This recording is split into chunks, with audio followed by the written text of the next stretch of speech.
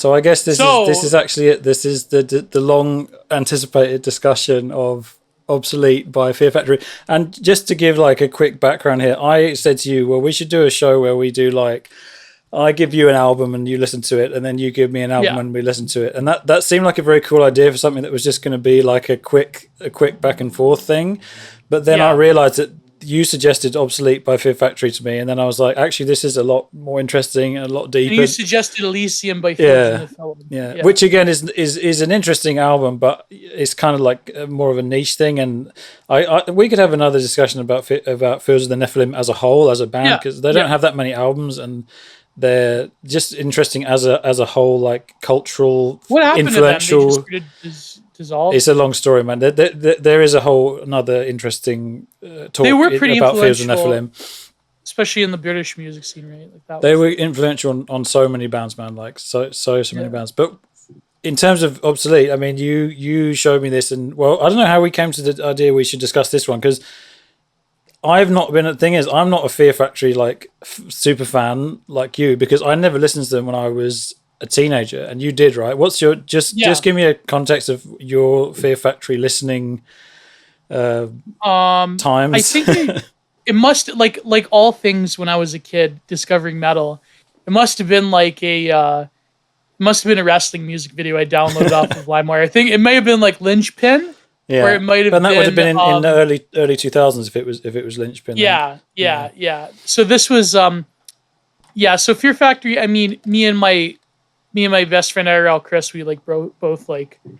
They're not like my absolute favorite band, but like they're like up there, like, or at least certain albums. But it was associated. As a new metal kid, I grew up with them. Yeah, that's what I was saying. It was associated with, I suppose, the new metal milieu at the time. Although, let's just give I did a looking into now, as I love doing, the context of Fear Factory's formation and the way they kind of formed their sound. So they started off as kind of more of a traditional death metal-y band. Yeah, death metal and like. So I'll tell you quickly who Fear Factory is. I mean, in terms of the lineup, the classic lineup of Fear Factory, there's 4 guys.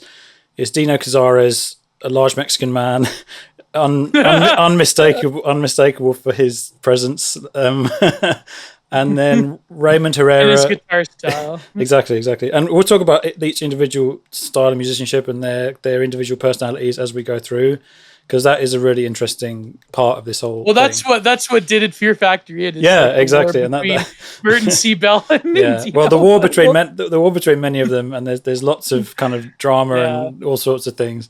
But also, so you got Dino, you've got Raymond Herrera, who is his who he calls his Mexican brother on the drums, very very precise and like super technical drummer. Yeah, to be later replaced for a brief time. Well, a few years by Gene Hoglan, but I think like Gene Hoglan, he was basically like a session guy for them. Yeah, well, he did. Because Raymond Herrera, his drumming really is like a backbone. Yeah, Raymond Herrera is like the spine of Fear Factory, like in so many ways. And on the vocals, you've got Burton C. Bell, who is like legendary, the world citizen, the global citizen, Burton C. Bell, who I am very fond of, just from like looking at stuff. Yeah, me too. Around him, I think he's a very likable man, but also a lot of Burton's personality. He's a lib. He's a '90s lib, '90s new age lib. Well, we'll get into it. A lot of Burton's personality kind of is conveyed through this album, and a lot of his. I want to talk about like the generational kind of stuff around this, because they're all Gen X guys, and the attitude that is contained within that. And then you got on the bass, you got Christian Olde Wolbers. He's a Belgian guy, and he brings a very interesting kind of hip hop and experimental influence to the band. Yeah, and then later when Dino first left, Christian took over guitar work, and then they got Brian Strump or Strout from Strapping Young Lad. You know the guy. But at the end of this talk, we'll talk about the kind of the later things of Fear Factory. But in the lead up to Obsolete, so Obsolete is the 3rd album. It was technically the 4th album, but they never released the very first album, did they? The Concrete album. Concrete one, it was like they released it later. But the classics, obviously, you've got Soul of a New Machine was the debut album, and this was very much kind of a death metal sound. Although it was quite a technical death metal sound, but not technical in the sense of like the Faceless or something. This was kind of, when did this come out? Soul of a New Machine was the mid 90s. I want to say like 92 or 93. Oh, so early. Yeah, it was early to mid 90s anyway. Because Demanufacture, the really popular one, came out in 94. Yeah. Oh, okay. So yeah, it was earlier on then. Because also featured in a scene in The Sopranos, the Demanufacture. So they're in the nightclub and Adrian. But your experience of Soul of a New Machine, I don't know. Like I listened to this as a preparatory for this talk, and I found it to be very forgettable songs, honestly, because there's lots of aggression, lots of heaviness, and lots of kind of you can still feel the technicality of Dino's guitar work, but there's no big choruses. They really didn't develop into their sound like they did with Demanufacture is like probably people consider that like their like magnum opus album. Yeah. Well, then afterwards you had Dino then decided to start to develop the band into this kind of unit that you see today, where it is it's the sound of Fear Factory. I mean, it is so influential that you don't even really think about it nowadays in the modern kind of metal landscape. I was gonna get to that. Yeah. But you go first. Re-listening to this now and being someone who's never listened to it properly. I mean, I was aware of them, but listening to this in detail and then contextualizing it in terms of the all of the kind of very technical metal band sounds, very highly produced, very like slick. It sounds like a machine basically.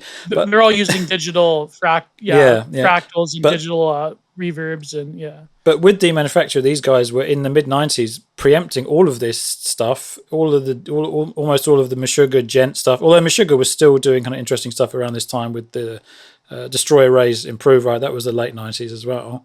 Yeah, and then even before that with Chaos Sphere and what was it? Contradictions Collapse. Yeah, but I would say that if you look at the sounds of this album, a lot of specifically I think with certain songs like Smash or Devour,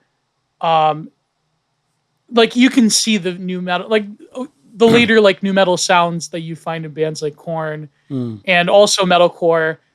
This album has a even bit of a Meshuggah vibe to it as well in certain songs. Yeah, but we'll talk about Demanufacture quickly because I've got a linear progression. So Demanufacture, you're right. It had a very very precise sound and very sharp sound in terms of everything sounded very kind of like mechanical basically. But Dino mentions in an interview that the stuff on Demanufacture all had one click track basically. So the songs were all one tempo, and Raymond was very interested in playing this very precise way that death metal bands did not necessarily, they weren't so into, like bands like... No, they were all over the place in the mid-90s. Yeah.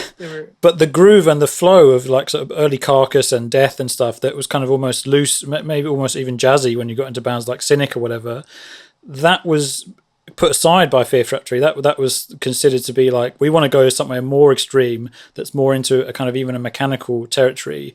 And Dino and Raymond, they work together very much to make the Fear Factory sound. And Raymond's very famous for having triggers on his drums, so the drums are very clicky and the drums are very like they got a lot of snap to them, and they almost sound like a drum machine. And lots of people have accused Fear Factory of using a drum machine even in these early albums like Demanufacture. Yeah.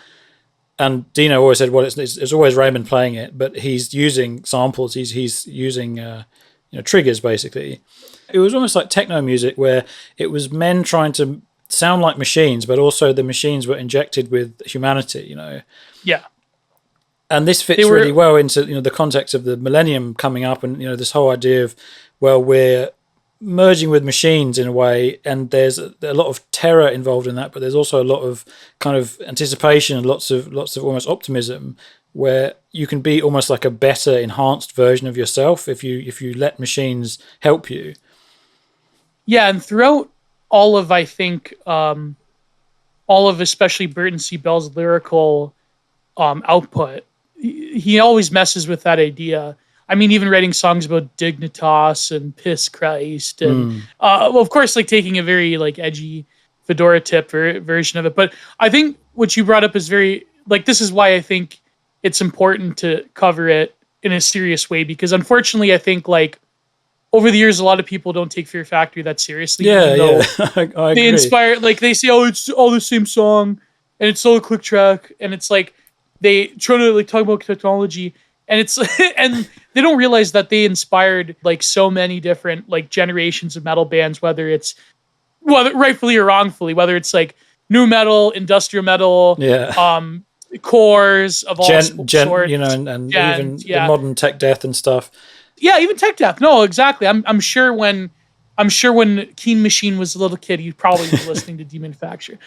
So at this time in the late 90s, there was this weird, interesting crossover between industrial metal and new metal, and you get bands like Fear Factory, bands like Orgy, bands like Kidney Thieves, that were inspired by like much older industrial, whether it be like Ministry or the Jesus. Well, that's right. You got Skinny Puppy, and you've got Skinny Puppy, because that's another interesting touchstone that is very important to the context of surrounding Demanufacture, and then Obsolete, which to me Obsolete is kind of the apotheosis of that sound of that they found on Demanufacture, where it's perfected and it's turned into its most powerful and streamlined form. And then you see DIGIMORTAL later on becomes almost like a degenerated or decadent version of that. Well, I like DIGIMORTAL, but I love DIGIMORTAL, but we'll talk about that afterwards, because that comes after.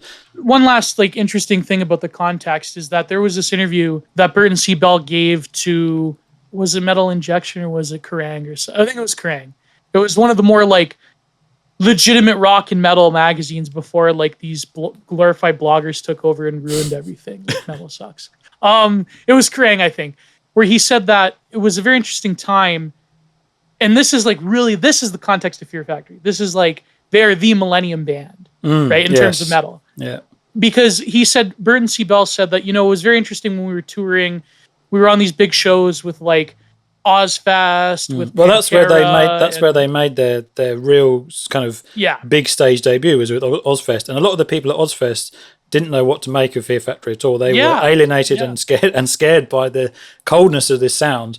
So Burton C. Bell, he says something very interesting. He says that when we were like really getting big, we were on Ozfest, we were opening up for Pantera, we were opening up for I think they did do a few shows with like even bigger, like they must have opened up for like Metallica at one point. I think they were on the tour with Metallica and Monster Magnet, and so they're like, Burton C. Bell says that this was like, we were the last ones to get over that fame and popularity hump when the music industry still could sustain bands before the digital age came and essentially destroyed album sales forever, and destroyed the backs of like, not for like mainstream, hip hop and pop music, but like certainly for rock and metal. I mean, those record companies were decimated, and even like the ones that still survive, they're like bought up by these huge corporations like Sony. Yeah, and he said like this was interesting because, at the dawn of the millennium, he's like, that's why we're like still getting royalty checks now, because it's like, that we were on the very last cusp of that transition. Yeah, and like this is when new metal was in its heyday. And it was really appealing, even though Fear Factory, they got lumped in with, like I say, what would you call it? Chud Morlock music. They have like a lot of sophisticated things going on. But I remember it's very sophisticated music, and that's what we'll talk about in depth, because there's a lot more to the music. I remember watching clips, again, probably from LimeWire. They had this, I think it was Bash at the Beach 1999, where it was like a Rumble match. And of course, all the jobbers were there, right? In WCW. Yeah. And Fear Factory is playing like 3 songs in the background, and they play Edge Crusher in one song. And so you see like Rey Mysterio Jr. go over the top and getting thrown out of the ring, and like they're playing, and then I remember panning over to Old Wolbers. He's like just chugging for his dear life. He's jumping up in the air and chugging his bass. That's badass. No, but like, I mean, it was a high energy time. This was the era, though. That was the time.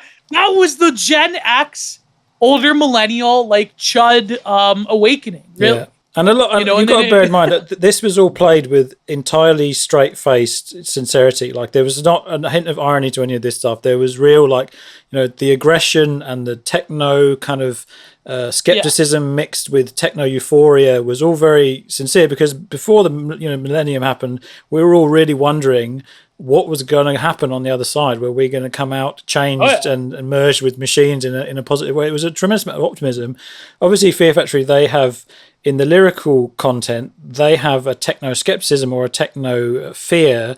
It was built on aggression and rage and angst, basically. Yeah. Existential angst is a big part of Burton's driving force for his lyrics and everything, but also there is a nuance and an optimism in there.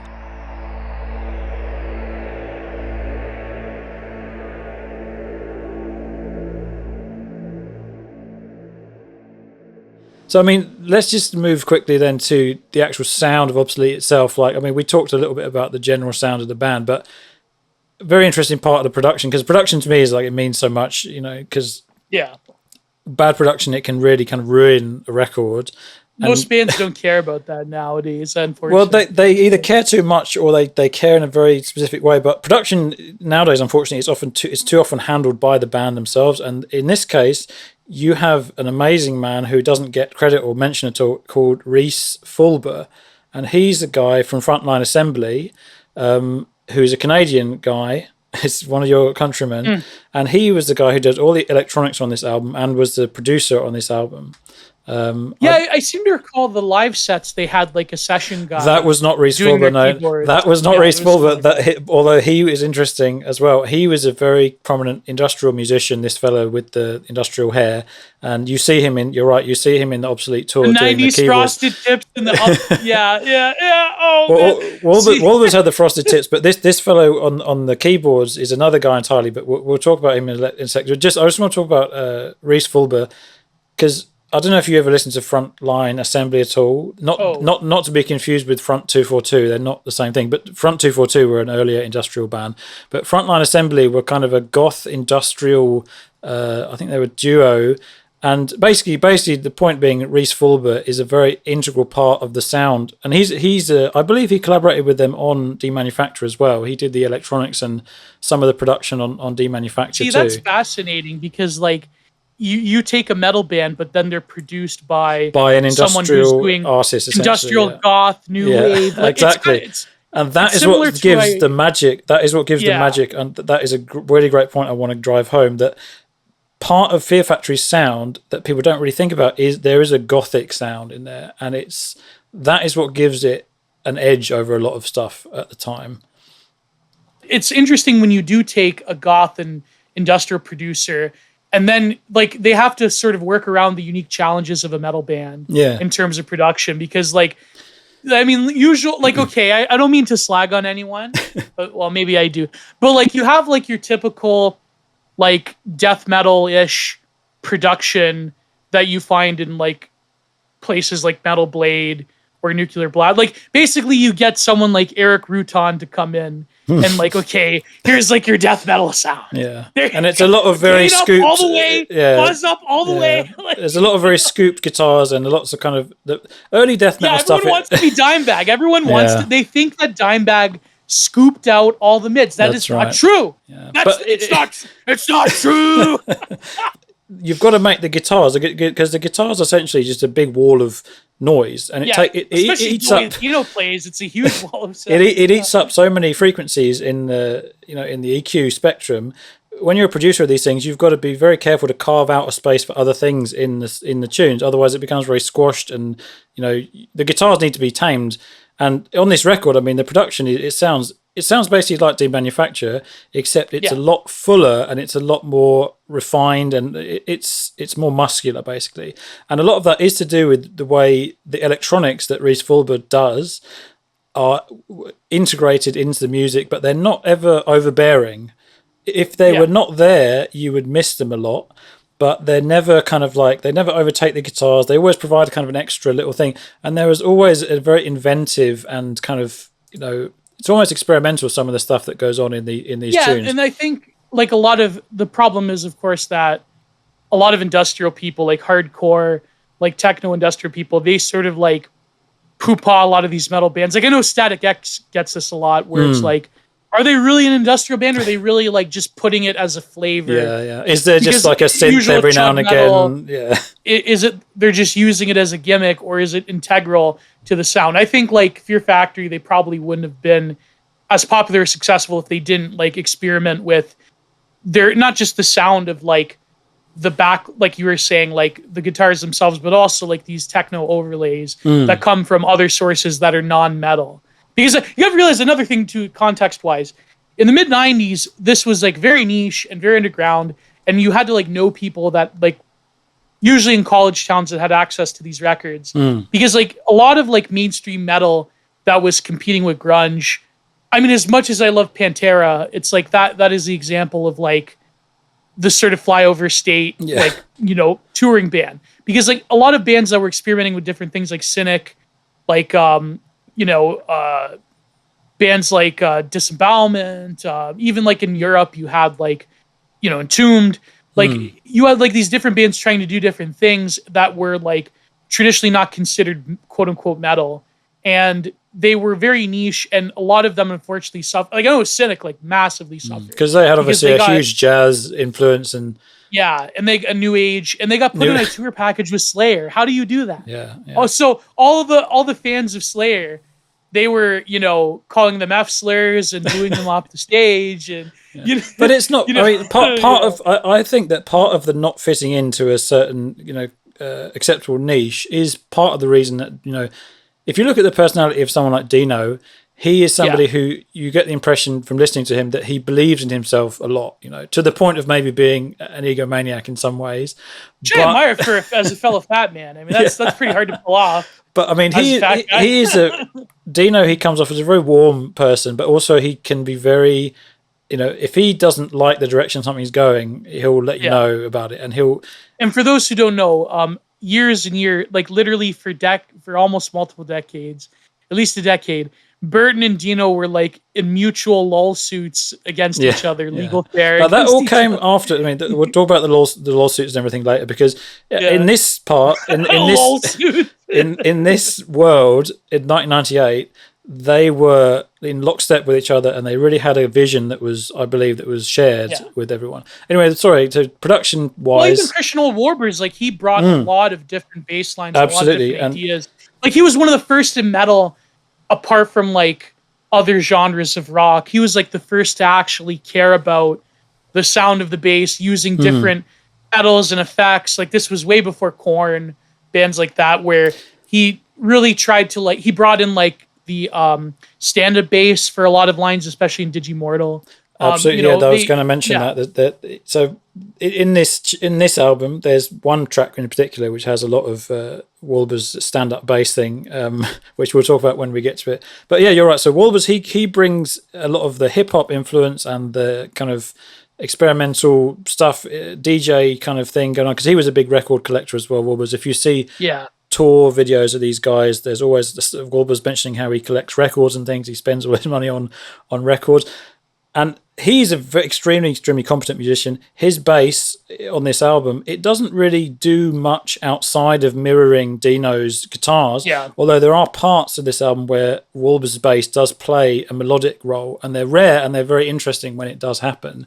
But overall, Wolber's bass and Dino's guitars, they do kind of mirror one another, and Wolber's, you often hear him have a very distorted sound on his bass, which often they'll achieve by having the bass split into two tracks, where you've got one track which handles the very low sub frequencies, and then one track which handles the mid and the high distortion frequencies. So you get, which is what Jaco Pastorius did. He like rigged his bass to where the two pickups were separate. Like that's a lot of bass players do that now. Like they'll not like in the bass the way that Jaco did in the 80s, but like... But it's a production technique to split the bass to get the heaviness and also the distortion, because having that kind of thick wall of sound and everything, and to be able to play along with Dino, you've got to be a really hardcore bass player. I don't know if Wolber's used a pick or his fingers. I don't know if you remember. Yeah, he used his pick, but like certain parts he'll use his fingers. Like, oh, okay. Is he a very versatile player? So Dino's doing a lot of throughout the whole of this album.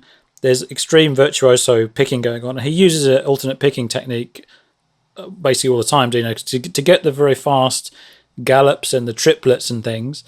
like a machine gun blast, basically, like brrr, brrr, brrr. And in interviews, there's a very funny interview with Dino. Do it. How does he? I've seen demonstrations, but he's like very competent.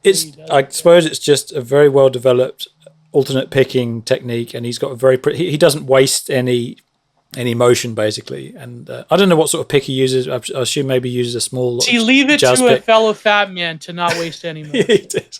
There you go. But then he's very animated on stage when he does play live, Dino, and it's amazing that he manages to keep. All the fat guys, crowd, take your shirt off. Don't be afraid. Supreme Chad, the fat Giga Chad meme. That's right. Yeah. But it's interesting as well. I did write down here that Dino's parts that he plays and parts that he writes reflect a certain aspect of his personality, I think, where you've got two sides of this guy, where he's extremely warm and friendly and has a kind of a love for the world, basically. He's a very warm guy, and that's reflected in the melodic parts and the wonderful chords and the arpeggiated clean parts that you hear on this album. Yeah. And then you've got the very, very militant, brr, brr, sort of thing, which to me basically made Fear Factory people spoof on as like being Fear Factory. Yeah, sound. But that's not the only thing about the sound, And to me, that reflects Dino's side, where he's a very hardline sort of business guy, and he knows that if you don't work as a unit, you don't work like a machine, your band is not going to get anywhere, But you've got to have room for the beautiful side of things and the melodic side of things. It's just maybe you're right that the stereotype of Fear Factory is these very kind of pummeling riffs that don't really, that don't have much melodies to them.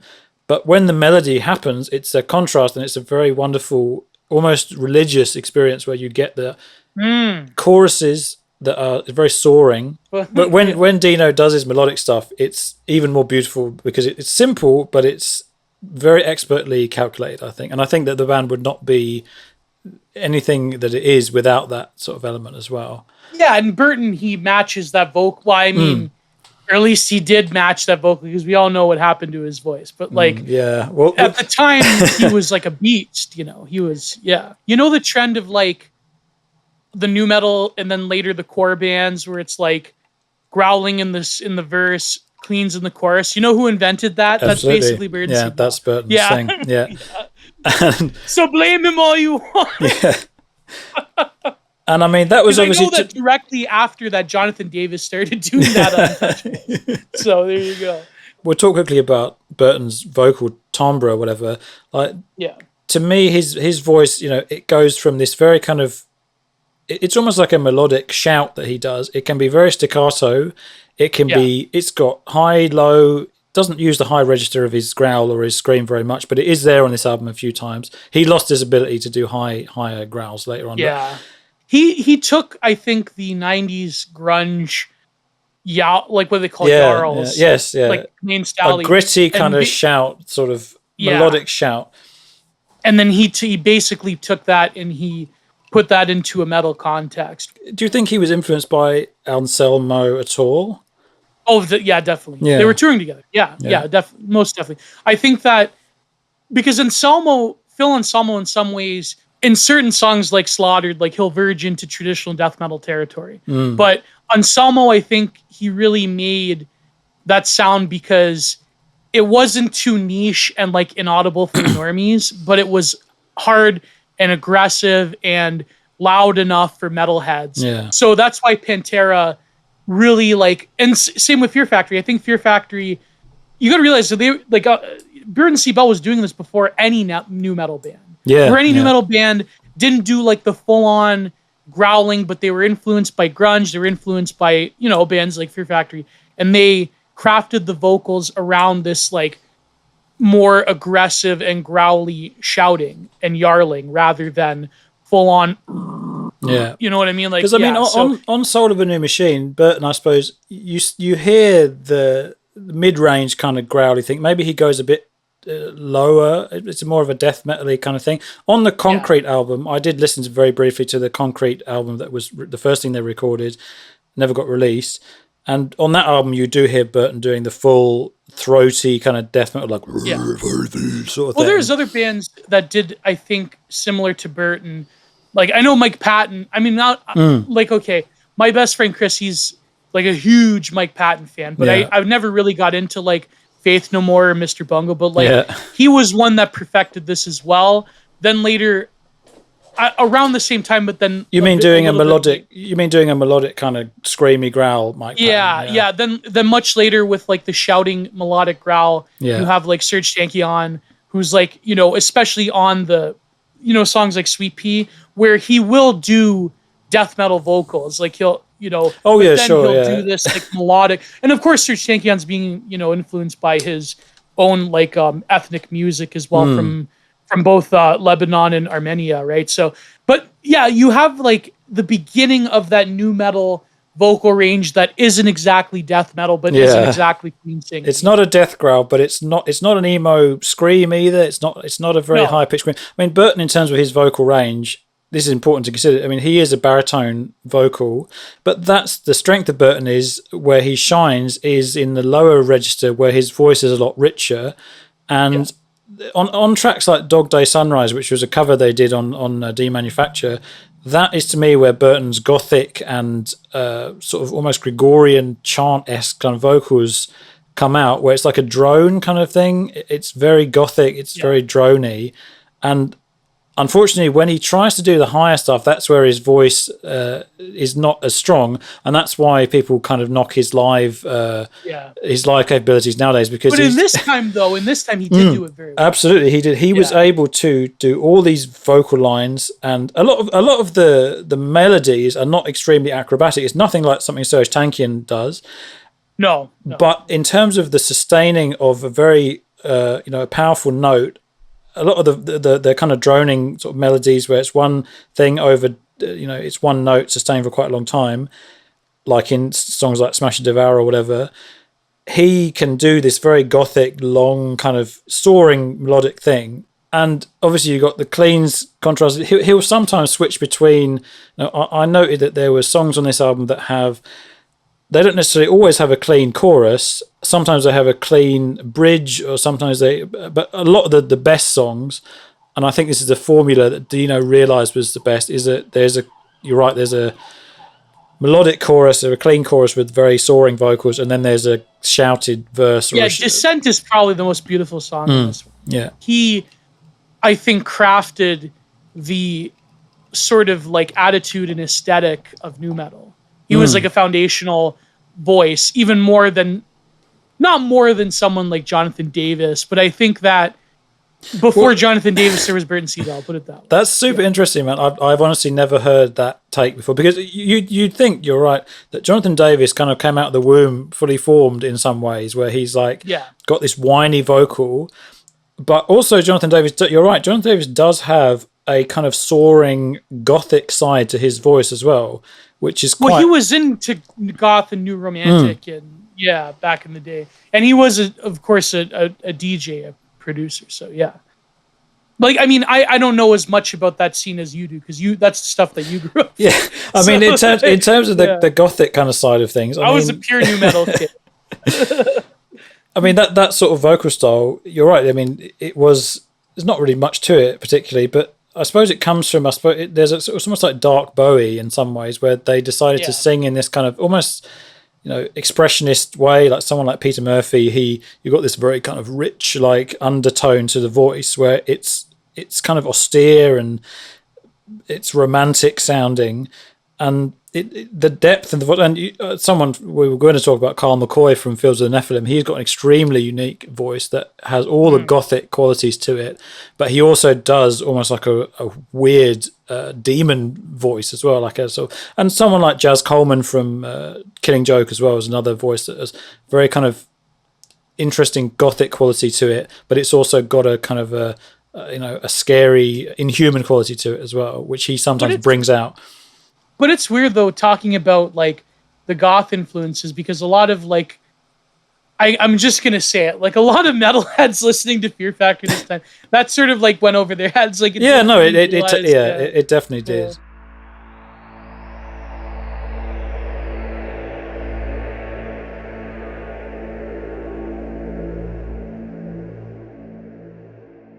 In terms of his personality, like, I don't know what would you gather? What was when you first listened to Well, Fear you told Factory? me to be nice. No, to no, him, I didn't so- tell you to be nice.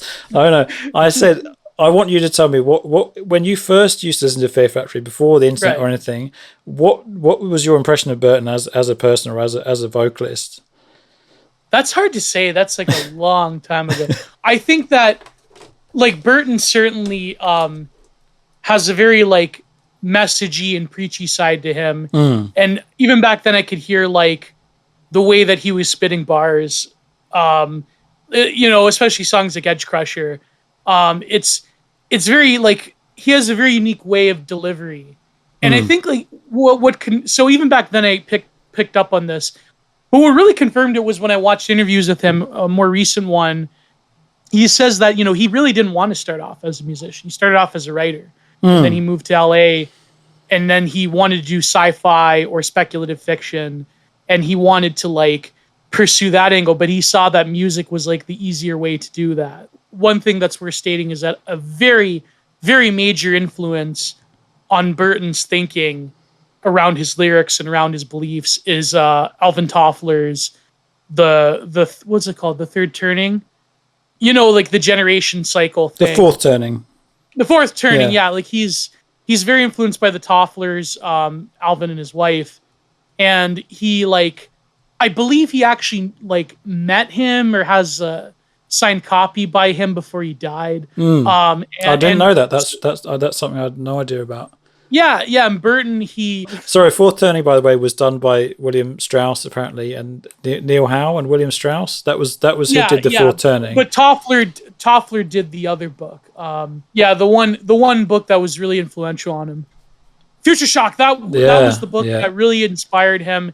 And the Third Wave, that's what I'm thinking of. The Third Wave. The Fourth Turning people, if I recall, they were inspired by by Toffler. Okay, so just run down really quickly what exactly Future Shock and the Third Wave. I read it a long time ago. The Future Shock is essentially written in the 1970s. It predicts a lot of the trends that were later to happen in the 1990s with post-industrialization and disposability and how this would change our relation to production, and that it's basically like imagine a non-Marxist interpretation of like pure like developments of civilization that is along the lines of, I would say, like the more popular cultural critics in the 70s, or rather futurists and critics such as Neil Postman and then later Christopher Lasch. I was going to say. Yeah. So development of society and production, the stages of development.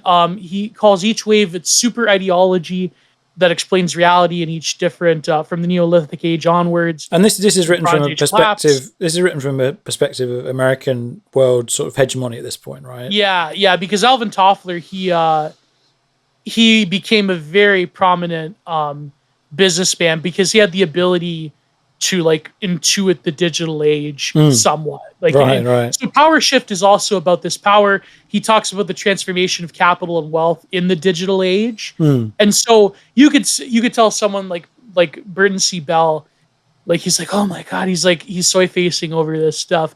But unfortunately, Toffler, he died around 2016 at age 87, which is pretty good. Right. But his wife was also another popular writer that I believe they co-authored books together. And yeah, if I recall, Burton C. Bell actually met Alvin Toffler. And so this is his big literary, I suppose, influence in terms of the inspiration that Burton took for his lyrics. Let me read you a quote from the Third Wave. A new civilization is emerging in our lives, and blind men everywhere trying to suppress it. So I guess nowadays you would call them the trads, right? This new civilization. So people who are against progress. Yeah, family styles, changed ways of working, loving and living, a new economy, new political conflicts, and beyond this, an altered consciousness as well. The dawn of this new civilization is the single most explosive factor of our lifetimes. And so he talks about mass consumption and production. He talks about the centralization of all life, the dissolution of the nation state. Basically, like, imagine all of the thought that goes into 90s liberalism. This is basically intuited by Alvin Toffler. Right. And this is, I think, a foundation. The Third Wave, like, to understand Burton C. Bell, you have to read the Third Wave. I think that is probably his way of understanding the post-industrial revolution. Oh, I also think that Alvin Toffler maybe he didn't coin it, but he helped popularize the term the information age. Right. So, there you go. Amazing. Yeah. Though that is something I had no idea about, and I didn't. So you're saying that what Burton's, I mean, his lyrical techno skepticism or techno fear almost, but that is more of a sci-fi influence that I suppose is maybe that's a natural extrapolation of this whole idea of that we're going into an unknown information age or whatever. And Burton, maybe he sees the potential for that to be a dissolving force on the human spirit or whatever, or makes people into But in terms of Burton's influence as well, I mean, sci-fi is another, the classic Blade Runner and stuff. There's lots of Philip K. Dick is a big influence. Philip K. Dick, and also on this album, you do see stuff like Terminator is quite prominent. I mean, that would have been a fairly recently released film. Burton would have probably seen that as a young teenager. You've got stuff like RoboCop as well is referenced. There's lots of police state kind of stuff. All of these films and all of these kind of influences would have been something that Burton drew upon. But the interesting about him is he's able to synthesize it in a way which draws on a lot more of a kind of introverted and self-reflective kind of qualities. It's not really necessarily about, oh, this is cool. Cool robots. The cool robots are kind of an extraneous thing. It's more about man's emotional state and about man's own conception of himself. Does he lose his humanity? Is he able to maintain his dignity? Even though all this political changes and a lot of it is about human dignity. This album, I think, and Burton obviously has a very particular liberal assumptions about human dignity, human rights, and which you got to kind of take with obviously a grain of salt nowadays. Where we've seen that these things are very much, they were convenient tools of power, but at the same time, it's still something that he manages to, I think, handle with sensitivity. We'll talk about each individual thing. A lot of later metal bands would bastardize the same themes, unfortunately. How do you mean? How do you mean? Well, a lot of later metal bands would take these same concepts and sort of do a whole concept album thing around oh, technology's gonna change us, man. You see tech death. I mean, tech death bands, they kind of made this into a parody of itself almost. You're right, where you have sort of silly it did just turn into aliens are going to come down and robots are going to take over and stuff like that. But that obviously existed in death metal. It kind of a silly kind of pulpy aspect. It always exists in death metal. And Fear Factor, I suppose, they took it to maybe a bit more of even a serious chin stroking kind of level. But that's a testament to Burton's accessibility in the sense that he does take some quite weighty concepts and he does turn them into something that even your average chud can really, he's not a guy who he'd come off to me as brainy, basically. He's not stupid at all. He's not, it's hard to put him in a category, Burton, because midwit, you mean? He's not a midwit. No, I don't think he's a midwit either. I think he's probably closer to a midwit than anything else. He's closer to the Joe Rogan bro enlightenment type of thinking. There are certain aspects of him that do embrace the sort of metalhead, I like loud and aggressive music, but then there's other parts where he's wearing his glasses and he's sort of talking about big ideas. Very, it's a weird character. It's a character that I find hard to grasp. But it's very Gen X, older millennial, where you won't go you're basically, you're not a theory cell where you'll go into depth in a particular topic and you'll talk the ear off of some. It's more of these sort of again, Joe Rogan listener base of Gen Xers, older millennials, where it's very abstract, but you can talk about things that are deeper, but you're oh wow, what if this, what if the aliens are us from the future?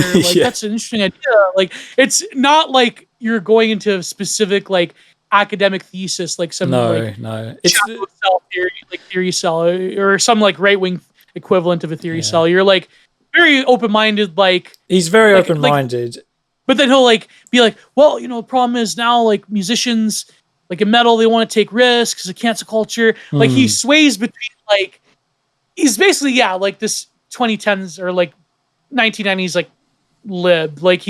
He'll sway between semi-based things, but also kind of hippy dippy like, oh, the world, like I was reading Buckminster Fuller, and like spaceship Earth is like this global consciousness, like, and even like Serge Tankian has that, because he'll talk about like the Earth Mother and the global consciousness. Blah, blah, blah. There's a new agey kind of thing implicit to a lot of this stuff. With Burton, I think that there's always an aspect of him where I feel like he's a lot smarter when he's writing lyrics and doing music than he is talking. Yeah. And it's because he has problems expressing himself in certain ways. I think it's not like he's not an eloquent guy, but I think his brain doesn't necessarily work in ways where he's interested in hearing himself talk. He's more interested in thinking a lot and then making something creative to express what he thinks. I imagine that if you were 19 when you got this record or whatever, and you saw the digipack and you opened up and saw these illustrations, you would have thought, wow, these guys have really thought incredibly hard about this. It's like super, like this is a story to me. Let's bring that now to the actual album sleeve itself and the artwork. And I want to talk about the cover quickly before we talk about each individual thing. I mean, you've got that in front of you there.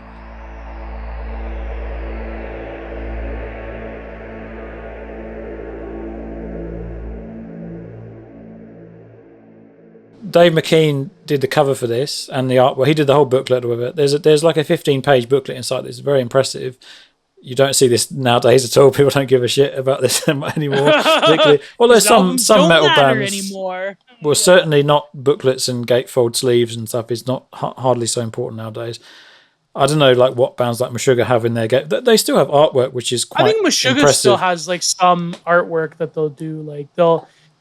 Yeah, I know Meshuggah does. Like especially like now that hipsters still buy vinyl. I mean, do people still buy vinyl now, or that was like yeah, sure. I think that it's still relatively. In the metal scene, I know people personally who they insist on buying on record. Yeah, but it's all about like the sort of extrapolation of humanity. Like even the cover album art, the famous brain stem, you've got the brain stem spine swimming, but also that brain stem is meant to be what else, Matthew? What else is that? Well, I don't know. Maybe it's meant to be some kind of sperm. Yeah, exactly. So I was just sperm cell. Yeah. You have like the Fear Factory logo with the two Fs like going both ways. You have these words under these eyes, and of course, like the album is very like industrial. Like imagine the colors, like the siennas. It's a rusty, rust. It's like a decayed rust, but also I noticed like as well, like a decaying, like an urban exploration video. That's what it's like. All of those color, like so. You have these humans that are in this like rusty, golden color with barcodes for eyes. They've got barcodes in the eyes, which I thought was something that's quite. It feels very turn of the millennium kind of thing, but yeah. And you have like these single phrases. Nihilistic automaton, hypercharged detonator, and substatic intensifier, automated groove injector. But in terms of who these people are, I mean, hypercharged detonator is Dino. That's Dino's eyes, and then you've got nihilistic automaton is Burton. Oh, it's their eyes. It's their eyes. It's all them. Yeah, that's all their guys. Yeah. So Dino's at the top, and then you got Burton's. Now I can see the deep. Like I have the same thing. The deeply recessed Mexican fat man eyes, like the chud brow, the chud brow, the chunk brow, yeah, the caveman slap. And then you got Burton's got these quite sensitive big eyes, but he's not interesting that they called him nihilistic automaton because nihilism is a big kind of thing that Burton himself grapples with on this album.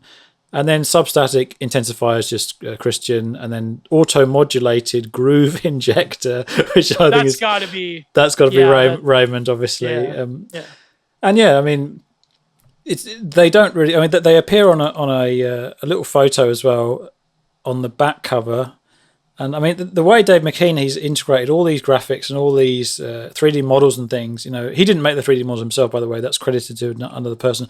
But it's interesting that they're obviously scans from they're medical scans. These look like they're made from a real scan of a real skull, and you can see in some of the pieces, in some of the inner artwork, you've got the brain or you've got the skull, the cranium bones all coming apart, almost like a exploded CAD model, like where you're looking at a mechanical part that's been exploded, and the teeth. So I suppose it's McKean's interpreting the lyrics and everything, and he has made an illustration or a piece for almost every song individually here, but they don't necessarily correlate to the subject matter of the song.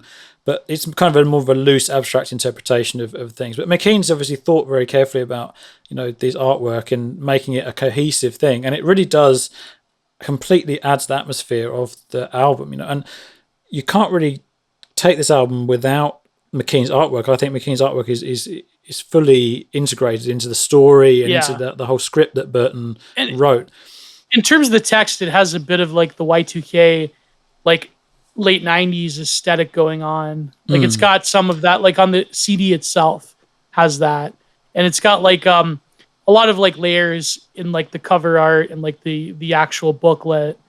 And but this was probably done in an early Photoshop version. Photoshop was around in 1998. It probably would have been in, I don't know, version 6 or 5 or something at that point. But I don't know how McKean exactly made these. But obviously you can see early 3D models going on. Overlay, you're right. There's lots of overlaid of textures and things, probably with early Photoshop. But the whole thing is honestly very beautiful, and I don't think the experience of the album would be the same without McKean's artwork on there at all. But that's a really good overview of everything. And I mean, actually going now into the subject matter of each song,